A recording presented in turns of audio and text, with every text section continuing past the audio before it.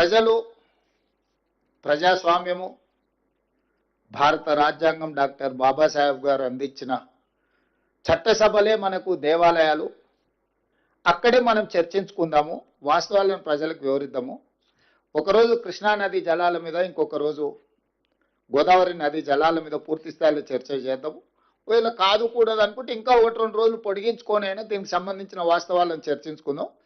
ప్రధాన ప్రతిపక్ష నాయకుడిగా వారిని ఏ తారీఖు వారు వస్తారో, ఏ తారీఖు వారు చర్చిస్తారో ఒక లేఖ రాయమని స్పీకర్ గారికి.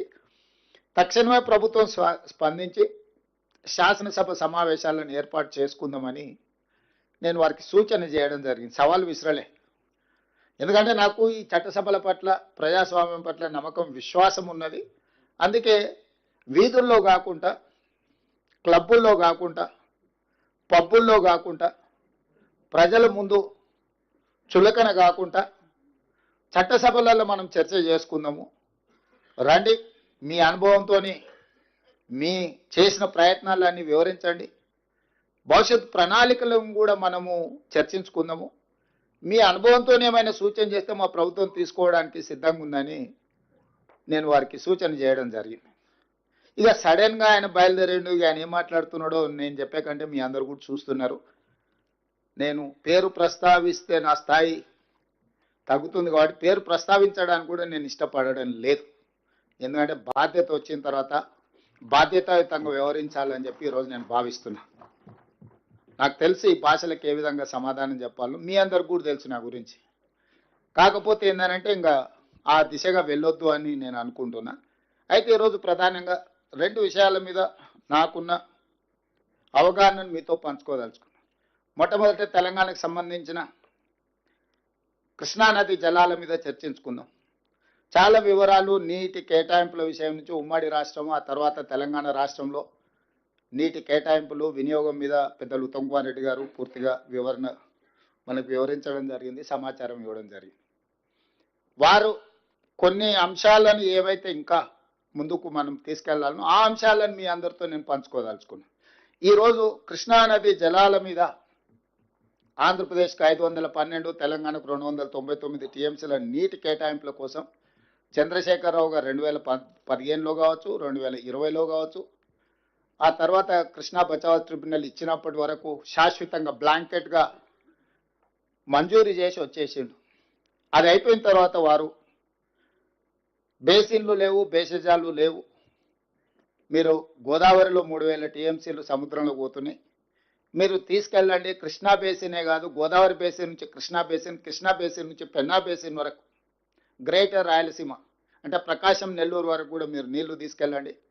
ఎవరేమనుకున్నా, ఎవరికి కడుపు నొప్పి అయినా పర్వాలేదు, రాయలసీమ నేను రతనాల సీమ చేస్తానని వారు స్వయంగా ప్రకటించి, వారే జగన్మోహన్ రెడ్డి గారిని ఇక్కడికి పిలిచి ఆశీర్వదించి, వారికి సూచనలు, సలహాలు ఇచ్చి, జీవోలు ఇచ్చి, టెండర్లు చేసి అన్ని రకాలుగా వారికి సహకరించింది. సరే, వారిద్దరి అనుబంధం ఎలాంటిది అయినా అది తెలంగాణకు తీరని నష్టం. వారిద్దరి మధ్యలో ఆప్యాయత ఉండడాన్ని, అనుబంధం పెంచుకుంటే మాకేం అభ్యంతరం లేదు. కానీ శాశ్వతంగా తెలంగాణ ప్రజలకు కృష్ణానది పరివాహక ప్రాంతంలో ఉండే రైతాంగానికి మరణ శాసనం రాసే అధికారం చంద్రశేఖరరావు గారికి ఎవరు ఇవ్వలేదు.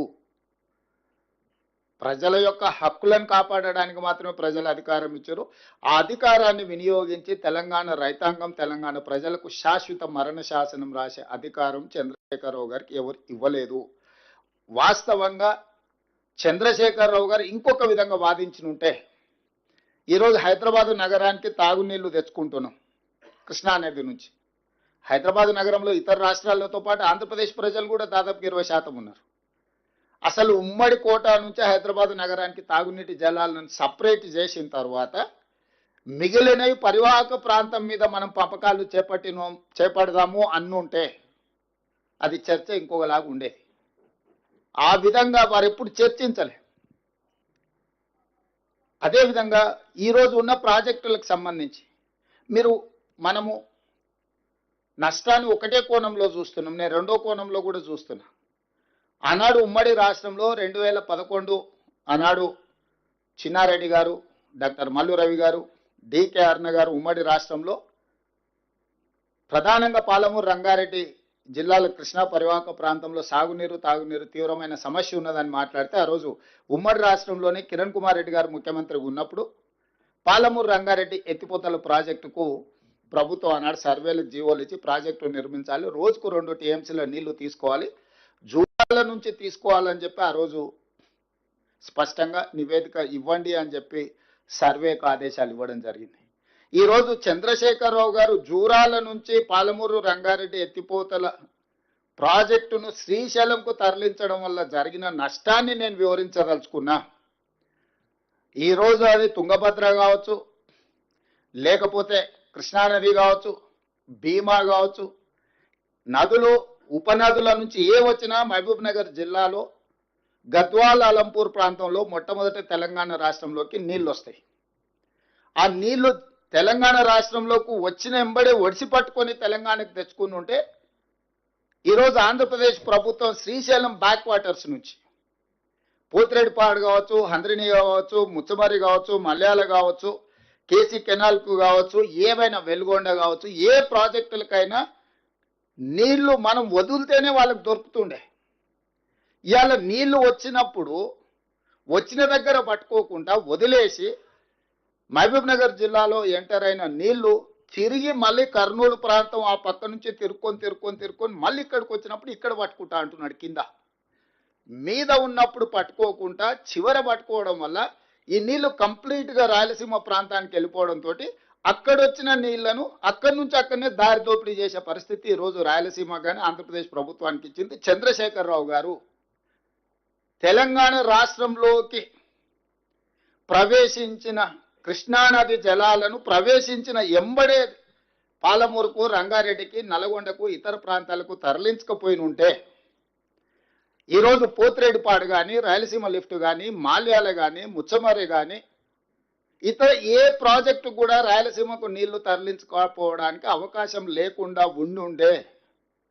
కానీ జూరాల దగ్గర కడతారా, నువ్వు చదువుకున్నావని చిన్నారెడ్డి గారిని శాసనసభలో చంద్రశేఖరరావు గారు అవహేళన చేసి అవమానించే విధంగా మాట్లాడింది శాసనసభలో, నాకు బాగా గుర్తుంది.